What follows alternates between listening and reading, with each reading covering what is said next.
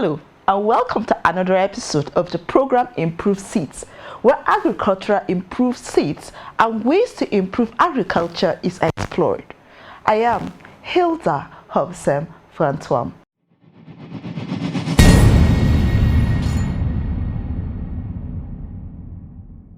On today's episode, the Plateau State Potato Value Chain Support Project involves the construction and rehabilitation of critical infrastructure such as access roads, small earth dams, community markets, processing units, among others, to reduce agricultural production costs and enhance market access. It contributes to the agricultural promotion policies, enhancing activities, encourage better management of agricultural extension service, and the building of capacity of service providers for sustainable supply of quality farm inputs, reduction of post-harvest losses, and assured output markets for farmers, and of course job creation. And it also improves productivity along the commodity value chain to its full potentials. The project objectives also contribute to employment generation and shared wealth creation along potato commodity value chains, as well as food security through increased access to rural infrastructure. Participating organizations such as the African Development Fund, Federal Ministry of Agriculture and Rural Development, the African Development Bank provide aids to achieving the projects. An interview with the project coordinator, Mr. Thomas Mopshin, who extensively spoke about the project's aims, achievements, and challenges. Let's listen to him. The mandate of this project is to create a viable value chain. The background to this mandate is because there is a lot of post-harvest loss, and farmers always lose when there's a glut in the market. Linked to also this is this post-harvest loss also leads to low prices during the glut, and so farmers are always at the receiving end. So the Nigerian government, together with the African Development Bank, felt it was good to help farmers to increase production and then to reduce post-harvest loss and increase income of rural farmers and rural entrepreneurs. That is, these entrepreneurs are the ones that buy and sell, and the local processors. So they concepted this project, and with the new trend in value chains, so the value chain was incorporated into the potato program. And so far, it has been good because production has really been given a boost. Even though we have not started producing seeds, I will come to that. And one of the ways to increase farmers' income and increase production is to encourage the adoption of good agricultural practice and to get good seedlings, good potato seeds, good quality potato seeds by farmers. And it will interest you to know that in Nigeria, Plateau State produces 95% of the potato consumed in the country. And these areas in Plateau State, about 330,000 hectares, is the largest potato producing area in Africa. There are other countries, about 5 or 6, that produce: Kenya,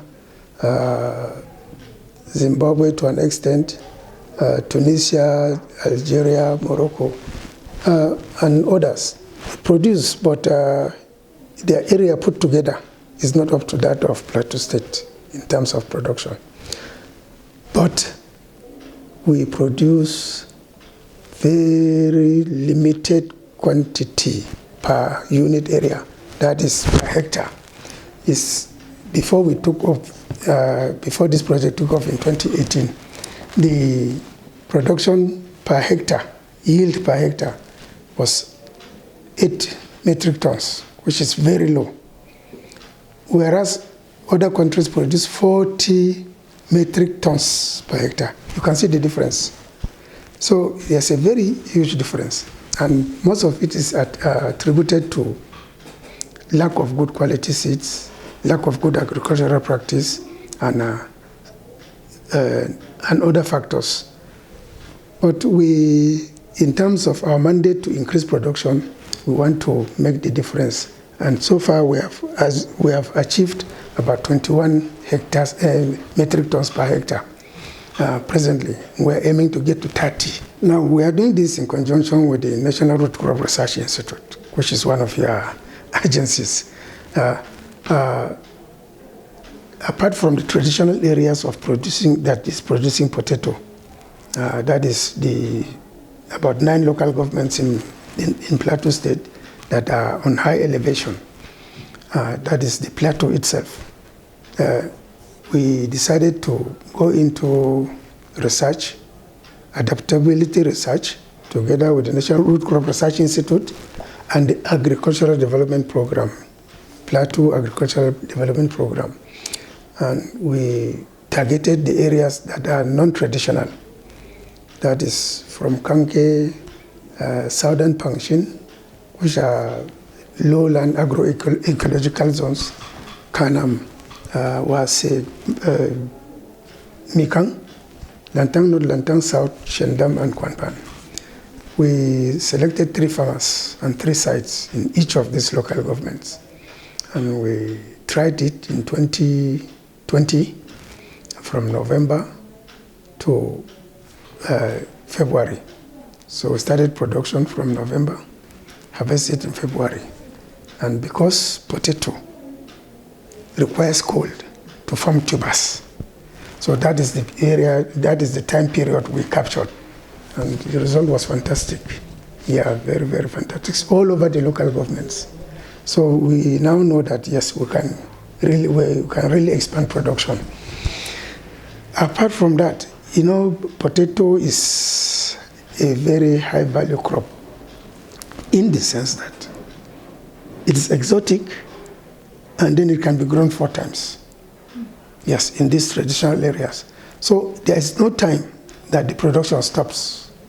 It only peaks in the rainy season, rain-fed. But in fact, the dry season farming is catching up and competing with the rain-fed. Yes. So one of the identified problems that is militating against the dry season farming is lack of water bodies for irrigation. So one of the components that would address that is the infrastructure. And in that infrastructure, we have water harvesting structures. These are small dug-out water bodies that store water to irrigate about 5 hectares each. So we have about 26 of them in the local government. Each local government? No, 26 of them in the state. But each local government, some have 2, some have only 1. Yes, based on feasibility and based on the allocation of our resources. So we have finished about 70% of them, and they are now in use. Farmers are, right as I'm telling you now, farmers are irrigating their farms. In addition to the mining ponds that are available, farmers are irrigating their farms. We also constructed wash bores. These are small, shallow boreholes that are constructed in areas with with high aquifer, so that farmers have used this. We have constructed about 500, so farmers are using it for irrigation. So you can see we are really expanding production and not into non-traditional areas. So people on their own now, from Lantang, not from Southern Pangshin, they come to buy seeds from National Root Crop Research Institute, from seed producers, and go to farm. So now farmers have been faced with the challenge of tomato blight. Yes. What is the program plan? Yeah. Because it's really affecting. Yes. production. I will have to go back to history anyway, just a little. When we came in 2018, when this program took off fully, it was supposed to take off in 2017, November, but it finally took off in 2018. Incidentally, in that 2017, that was when the first blight that really devastated farmlands happened. So it occurred at that time. Now, one of the strategy to fight this is to produce good seeds, good quality seeds that are tolerant to blight. So we have a tissue culture laboratory that has been completed. In fact, the equipment have been supplied so that the seedlings could be produced using biological methods from cuttings, stem cuttings, and multiplied. In fact, it has a capacity for 6 million plantlets. These plantlets are the small ones that will be planted out in the field to produce seeds for farmers. But before, it takes a long time before this one happened. So we said, okay, what is the short term we could do for people?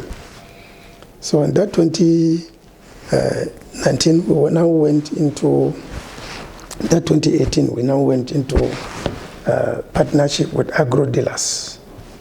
They pestered us. We said, well, we don't have money. Our project does not have provision to buy pesticides or fungicides or any other agrochemicals. But let us go to the farmers. So again, with your agency, National Root Crop Research Institute, and the PADP, we went into the farmers' fields, established demonstration plots. Okay, you agro dealers, let us go together with you. What product do you have? Let us try them one after the other. So we tried them simultaneously, replicated the trials using different products, and only one succeeded out of 6. So farmers went into it. So we asked because unfortunately, most of these agrochemicals come from India. So we asked them, you see, farmers have seen the effect of your Glory fungicide. We hope you will not take them to the middle of the sea and leave them. So we need to supply. So that year, the second year, 2019, they supplied. And it really addressed the issue because farmers were spraying. And so from 2019, 2020, 2021, there was no problem. Now, it was not only Glory fungicide that solved that problem. Together with GIZ, GIZ is the German International Cooperation Agency that has been in Plateau State and other states. She is intervening in Plateau State on potato. In other states, she is intervening in maize and soybeans. Now, they had been on the field before us. And so we synergized with them. And they brought about the issue of Farmers Business School. So farm is a business. Farming is business. It's not just subsistence, traditional subsistence farming.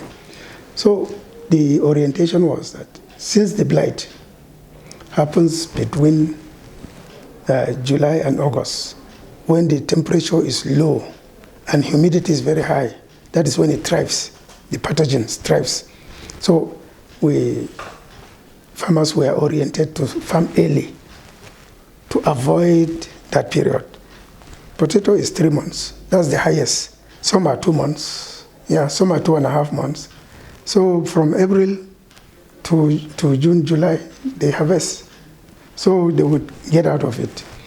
And they had been doing that for years. Together with the glory fungicide in combination, they had less blight. Now, what happened in 2022? A combination of things again. Farmers farmed early, as usual. So they did not spread their farms, even though they bought the fungicides and kept, because they believed that they would harvest before the July. Then, because of climate change, rains established very early. And so by May, by late May, already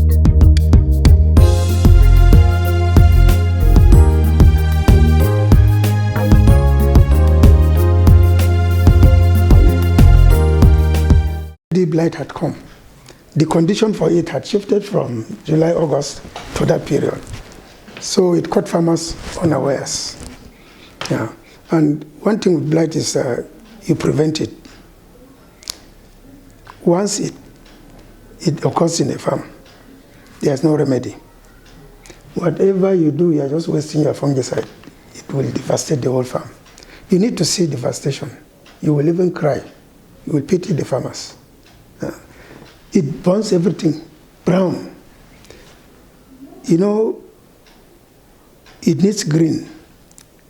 It's a plant. It needs greenery to undergo photosynthesis and produce food. And then it will translate to the tuberization. But when the whole leaves are dry, then there's nothing. So the other problem that made it occur was because they saw it in other people's farms, and then they kept their own away. They did not spray. Yes. Now the Plateau State government, because of the blight, cried to the federal government and even submitted the number of people affected and the hectareage affected and the cost. The federal government, through the Federal Ministry of Agriculture, directed the Agricultural Research Council to come and check and see how this devastation can be averted in future. So the Agricultural Research Council now mandated the National Root Crop Research Institute to come, since it is their mandate. And they came. We went round, saw farmers' fields. They saw those that treated their own. They saw those that did not treat their own. And in fact, it's very funny. The farmers even provide themselves the mistakes they made. Yes, and the course of discussion, they laughed and said, "Oh, and we did this." I said, "But you have been trained year and year, but you have not done it." So the National Root Crop Research Institute provide some solutions, short term, medium term, and long term. And the medium term, the short term is to ensure that as soon as to ensure that you get good clean seed. That's number one. Number two, even with your good clean seed, you spray once it is about 2-3 weeks sprouted. You start spraying. You spray maybe interval of two weeks. It's just 6 times. If it is 3 months, it's just 6 times. So, but farmers find it difficult to do that. So that was the advice they gave. Good quality seeds and spraying, preventive spraying. Then, in the long run, is still good quality seeds. And then adoption of good agricultural practice, adhering to technical advices so that it would help the production. You can see seeds are very expensive. Land preparation is very expensive. And a farmer will spend about 300,000, 1 million, only for it to go. Bam. You can imagine, that's where the person fits. That's where he pays school fees. That's where the medical fees come from. That's where the clothing comes from. So you can imagine the type of devastation to a family. And a lot of people invested this. Yes, they did. Oh, they did. Oh no, they did. We met a lot of people that really, they did, and you can see. So you can see the type of loss. So it's in billions. So the other aspect of the federal government assistance, you cannot raise the debt. You can only work towards the living. So they are promising, if we hope the promise will come to pass, to send more agrochemicals to farmers. You raised, in one of your, you raised about the issue of farmers getting technical assistance. We have desk officers in the 17 local governments. Anything concerning potato farming, they are there. Most of these farmers are into cooperative groups, so we don't deal with individuals. We deal with only cooperatives.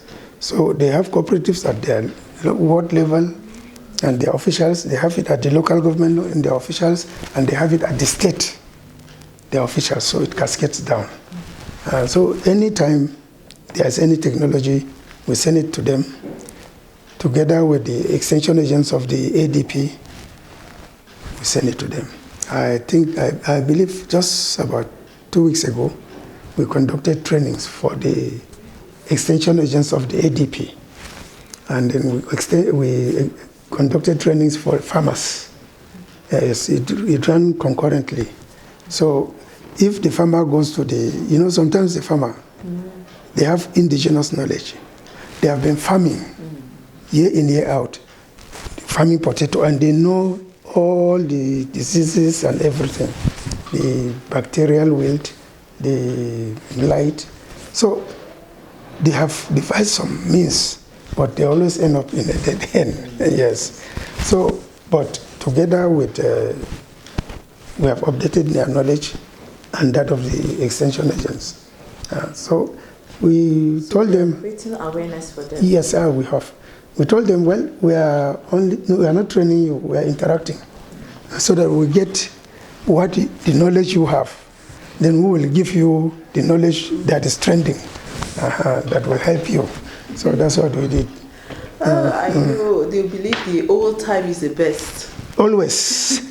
Even if we take them to a level, they will revert back to that. So the improved variety now. Yeah, Can you help us? You said from production to the farm to the chain. Okay. Because potato is one of the most expensive tuber. Yeah. Everybody wants to eat it. Yes. But accessing it it's a problem. It's a problem. So why? What is the reason behind that? Yeah. The reason is they are not far-fetched. One is the limited area of production, and so limited quantity, but expanded taste of consumers.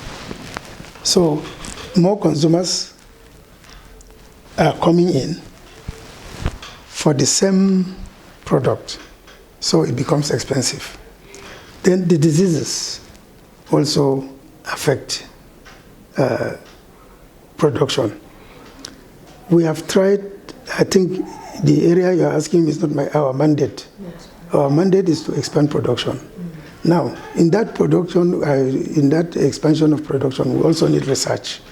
So the mandated organization, which is your subsidiary, National Root Crop Research Institute, is collaborating with International Potato Center, Peru, in Lima, Peru.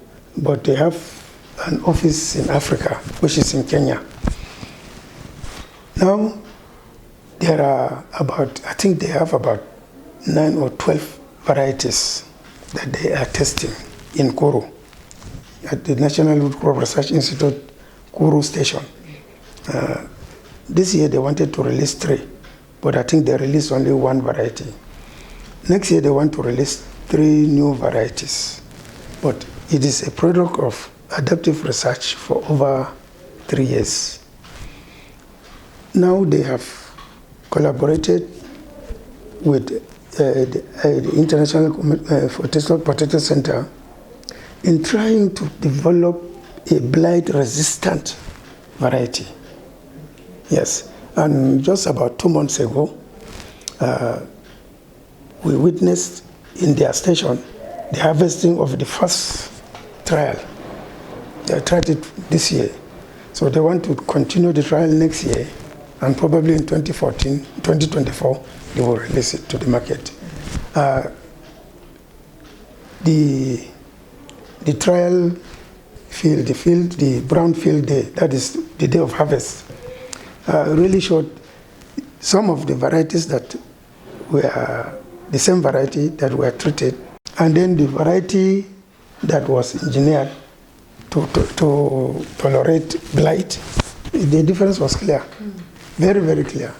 And so if it succeeds, it means we will not have problem of blight. Even if it's there, it will be minimal. As long as they produce this, we will now mass produce in our tissue culture laboratory. Yes, and then give farmers. The missing link in potato production is the seed industry. Yes, you don't have many seed producers, potato seed producers, and they just do it. So without regulation from the National Seed Council.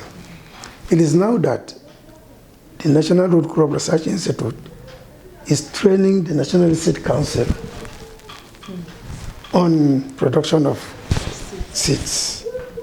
So,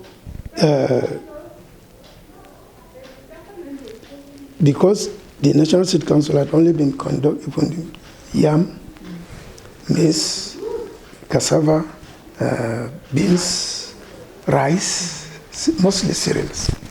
But this is a special crop. So, by next year, I believe there will be many seed producers. Yes. At that time, our tissue culture laboratory will come up because we have completed the building. In fact, they have completed the supply of the equipment. So we are waiting installation.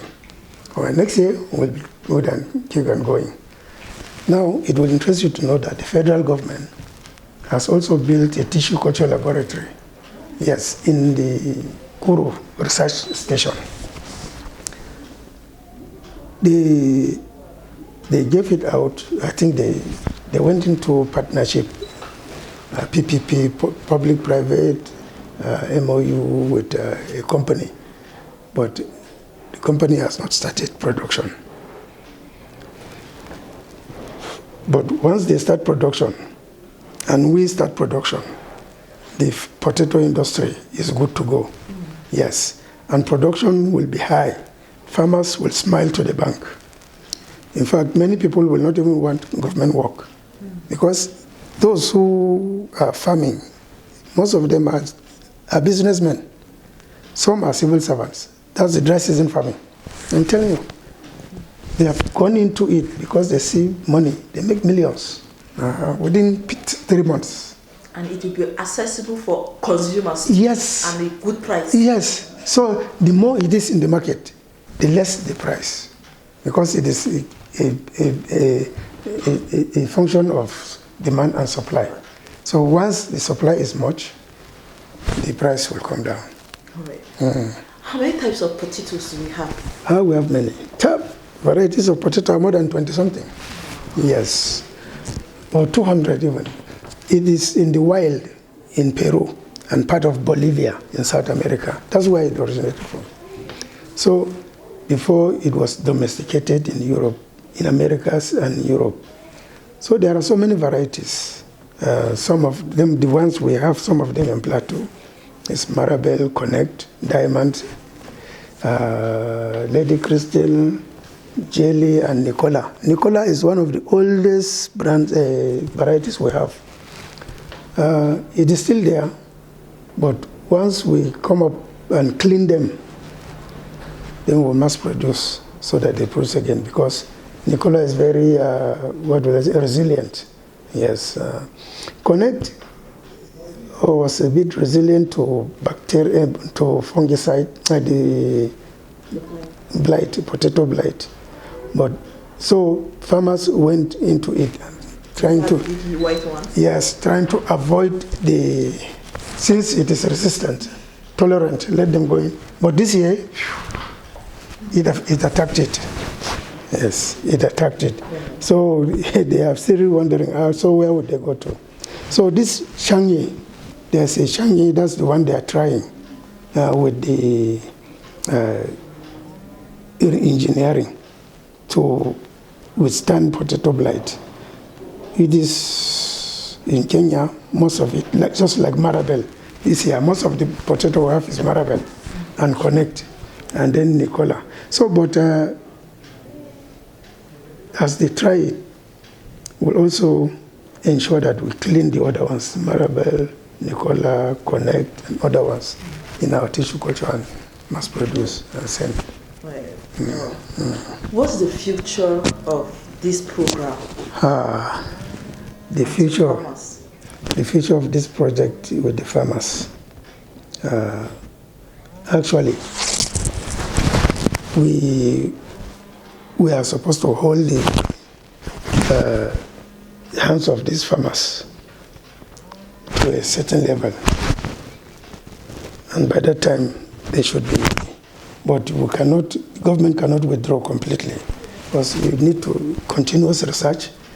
New things emerge, new diseases emerge, new trends emerge. So government has to be there, agencies have to be there to help the farmers to solve them.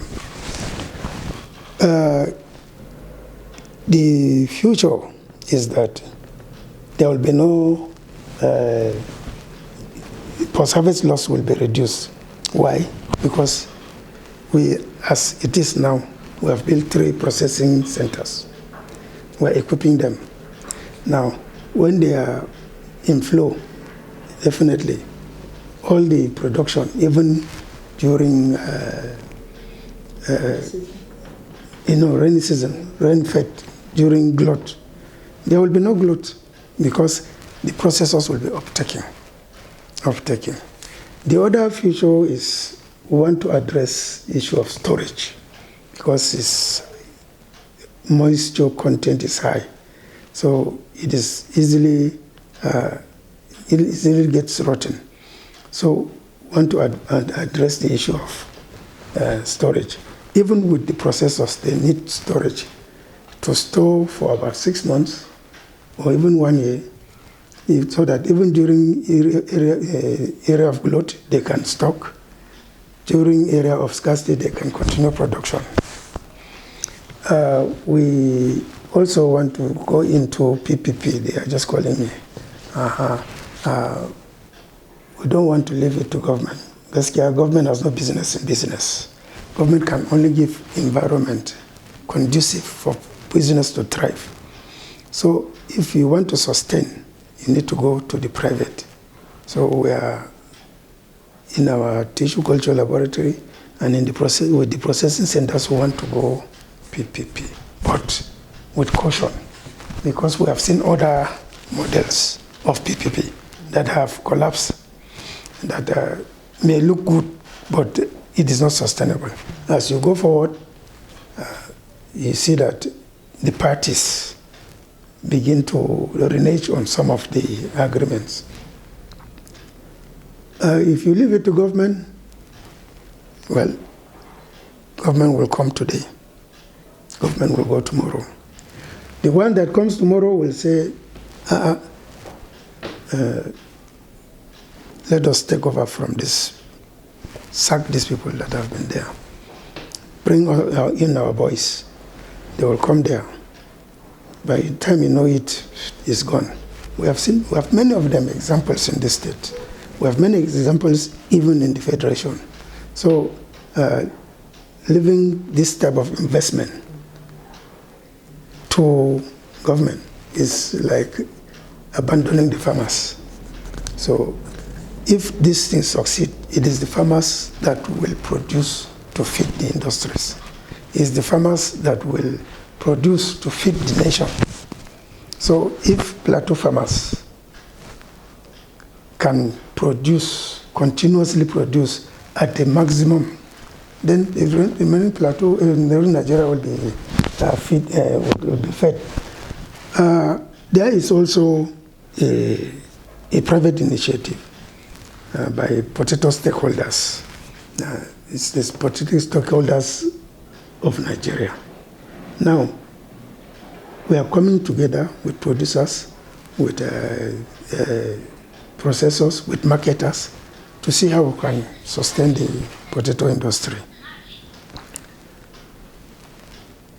It will interest you to know that also, as we produce, potato is a premium product, other states want to come in. Mm-hmm. Now, Cross River, you can produce potato in Obudu, and it's being produced now. They even want to set up a factory, and they want to come to Plateau and buy the raw material and go and take it to, to Calabar to go and process. So, well, I hope our processing will not give them that product. You can produce also in Jembu, Mambila, because they have high altitude, except that their plateaus are small. Some are small as just not local government, so production is not much. Dry season production is taking place in Zaria, Kaduna State. It is taking place in Katsina. It's taking place, in fact, not because of Boko Haram, in the Lake Chad Basin. So there are areas of expansion, and then the National Root Crop Research Institute is researching for a heat-tolerant variety, which they hope to release maybe next year, so that other areas that are not cold can produce in the rainy season, in the dry season. Yeah. That is beautiful. Yeah. So, lest I forget, what is the best soil for it? And then what's the fertilizer used? Can we use any kind of fertilizer, or is there any particular fertilizer? Okay. Actually, the soil for it is humus soil, well drained, not clay, so and not sandy. So good soil that is crisp if it is dry. Now, the fertilizer that is suitable for potato, mostly potato demands nitrogen. Why? For the greenery, for the production, for photosynthetic processes. So it's the NPK, but it's the 20-10-10 that is used. But above all, it needs micronutrients, because all this NPK is major nutrients. It needs micronutrients like copper, like zinc, yeah, for it to produce maximally. Yeah, that is the recommendation from researchers and from. Do you have any last words to say? Yeah.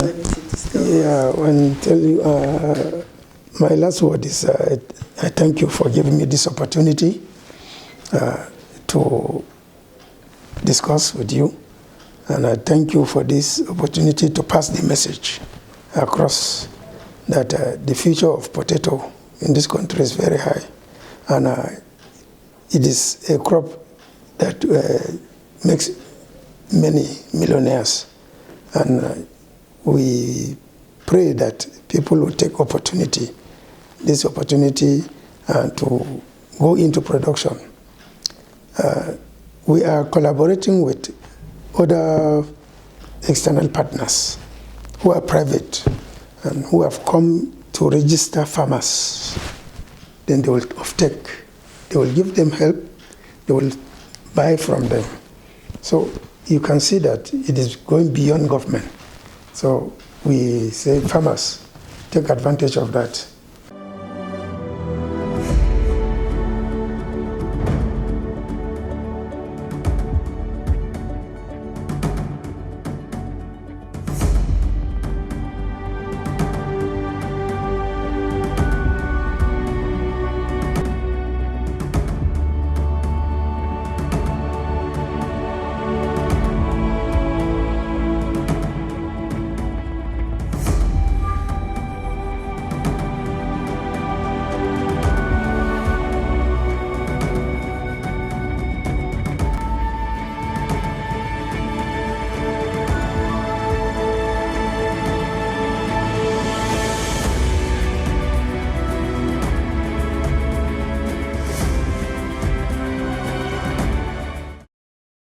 The funding, is it basically now left for Plateau State or the federal government? Or where do you source your funding?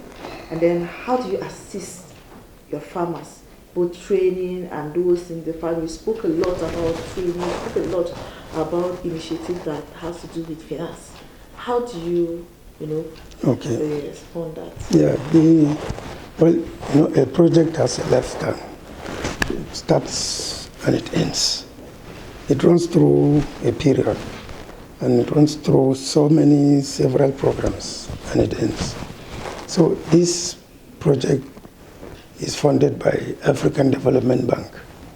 It was initially for a period of 3 years, 2018 to 2017 to 2020, but because we had not realized most of the objectives, it was extended to December this year. Now, we still have other things to do to increase the production, so it will be extended.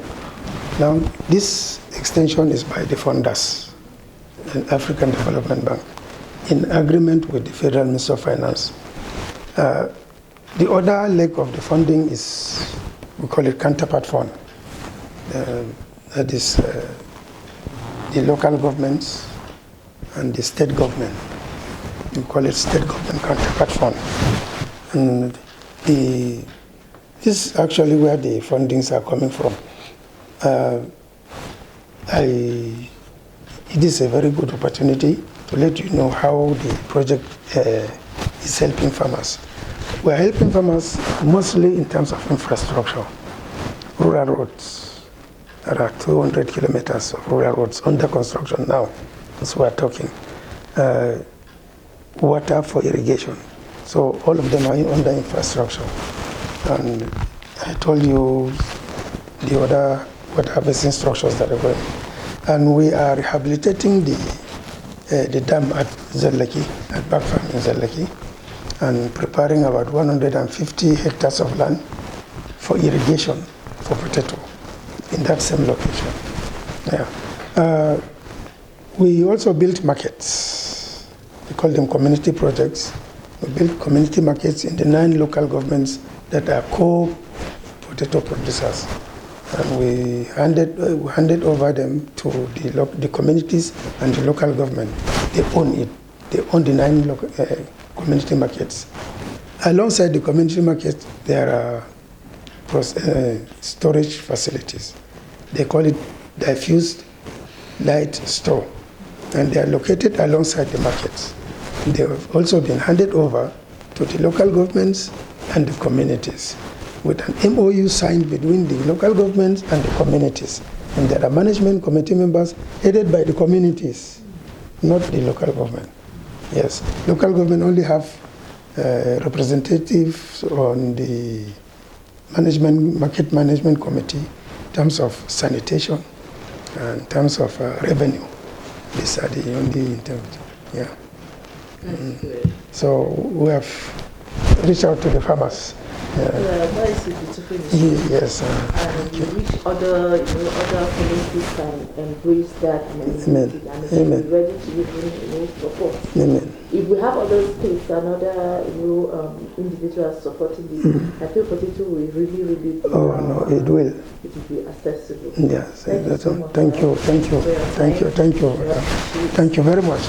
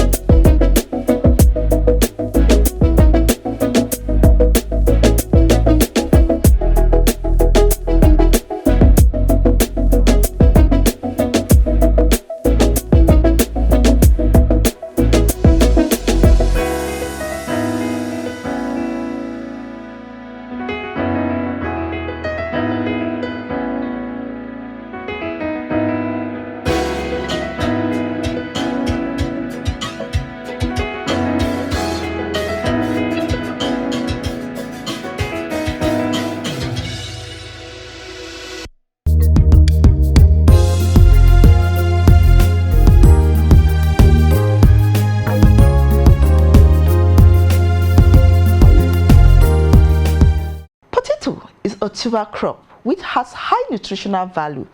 It has protein, calcium, and vitamin C.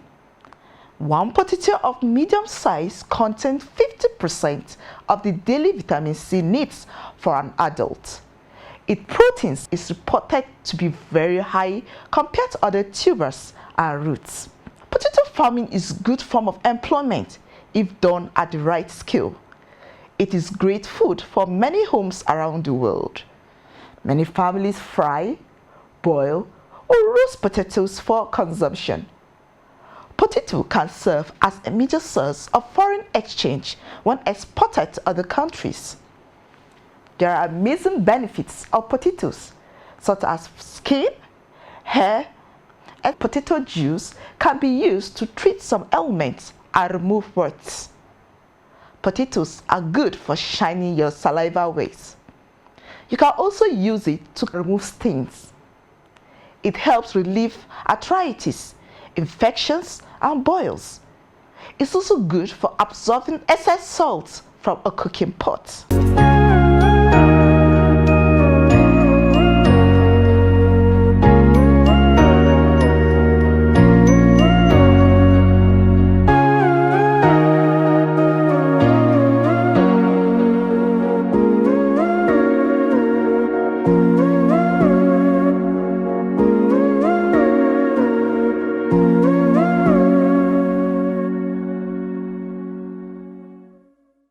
Potato requires adequate access to sunlight, therefore you can grow them in an open area.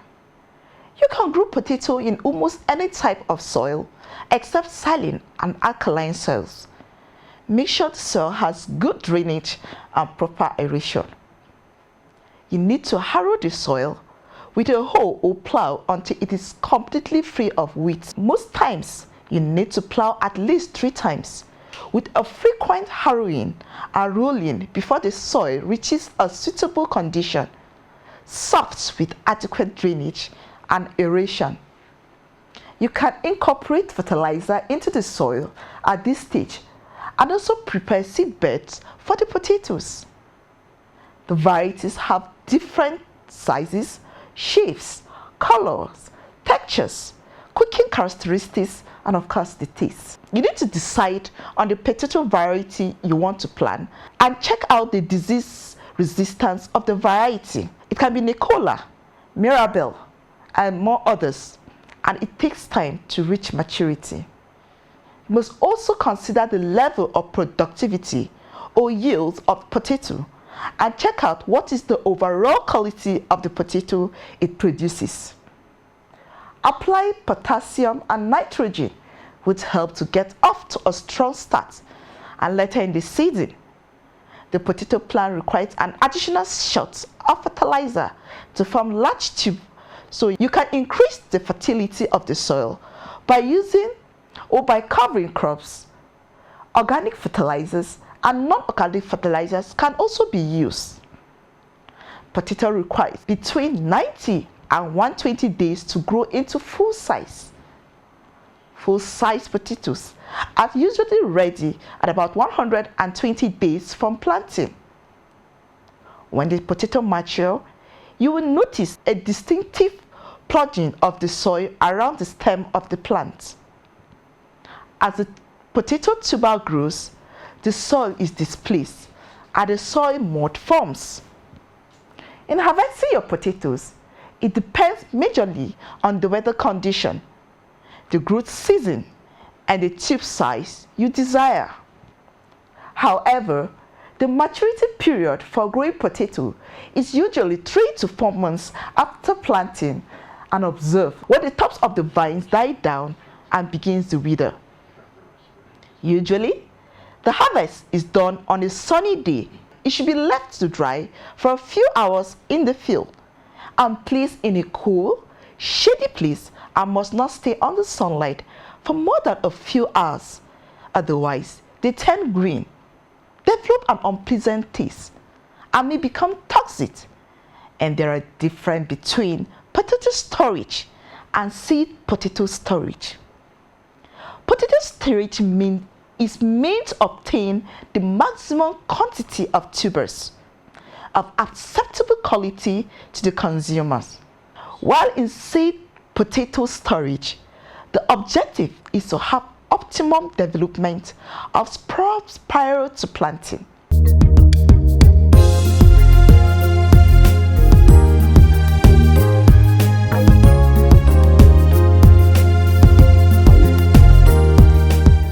Thank you for watching. Hope you enjoyed it. Keep a date with us next week for another episode. I remain Hilda Hobson Phantom saying bye and take care.